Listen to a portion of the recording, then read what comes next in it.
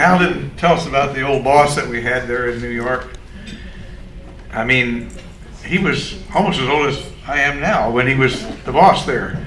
And his name was Alfred E. Whitaker, wasn't it? Something like that? Albert Whitaker. And one of the things we had to do when we got there, we had to prove that we knew how to drive a car. And I had this 61 Lark, and he went for a ride with me, and he said, I want you to make a broken U-turn. I said, well, I never heard of a broken U-turn. And he said, well, you just stop the car, Jerry, and you turn around in the middle of the street and go the other way. So I did that, and there was a lot of cursing and finger pointing and finger, you know what I'm talking about. And yeah, it was pretty bad. And then I ran over a pothole with him in it.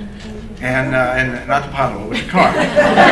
And he bounced right up to the headliner and drove this felt hat down over his ear. And he said, stop the car. I want to get out. We must have been, 5 miles from the office. And he walked about 2 or 3 feet away from the car, and he'd come back and he said, Jerry, if all the Southerners in the Civil War had been like you, we'd have lost it. But that's the way he was. And I learned to like that old guy real well. And he made me a good investigator, like Hal says. We worked some very bad neighborhoods. But it was a real thrill to work there in New York. But when I had a chance to come back, that's when Dee Dee was born up there in New York.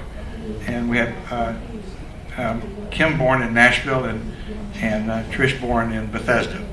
So 3 daughters, 4 granddaughters. No telling what's next, but we'll wait and see. And but I have really enjoyed being with you all, sure enough. I love each one of you. I know a lot about each one of you. The only part of my life that Carolyn knows about that you don't know about is when I owned a motorcycle and I was a lineman for Florida Power and Light.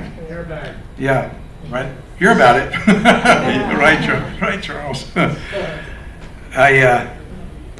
Line work is really dangerous, and I did it for a long time.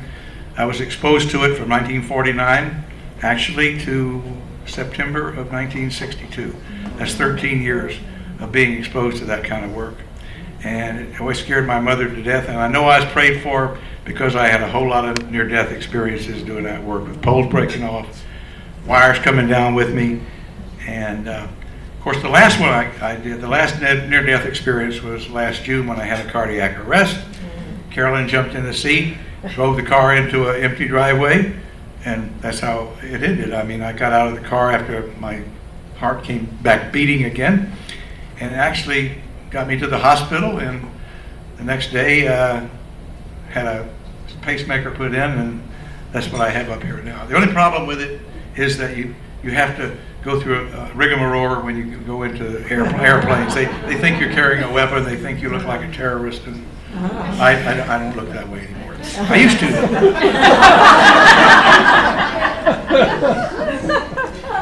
And Carolyn, when I used to really drink, and I was a serious drinker, this is a confession, I used to get out in the backyard and howl like a wolf. Now there's your minister for you.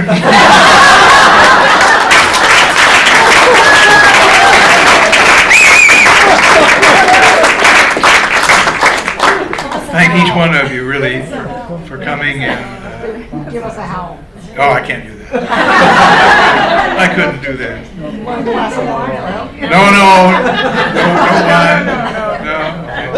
No. But some of you came from good distances, and some of you have to go back tonight, like Joni and John Murray. They live right next door to my house, and when I needed a house to be protected from hurricanes and northeasters, they know how to cover it up for me, and I always... Bethany Beach, Bethany Beach, right. And Verla and Gary Fullerton from South Carolina, and yes, the children. Children from Syracuse.